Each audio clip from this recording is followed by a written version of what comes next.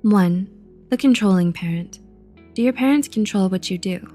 Do they constantly try to manipulate and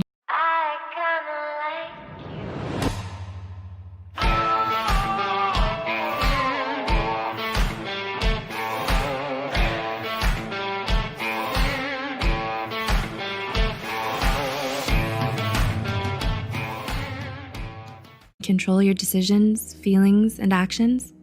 For example, they try to dictate what career path to take, even if it goes against what you want. While their involvement can lead to positive outcomes, inappropriate or excessive involvement can lead to a higher level of anxiety and depression in their children. 2. The parent with unrealistic expectations. Were you ever scared of failing to meet your parents' expectations and disappointing them? It's normal for parents to want the best for their children. However, when these expectations become unrealistic, it can place a lot of pressure on their children. You may feel stressed about being unable to meet those expectations, which could lead to feelings of inadequacy and low self-esteem. 3. The verbally abusive parent. There's a difference between scolding and verbal abuse. They might say, "Why aren't you studying? Doing some practice questions can help you feel more prepared."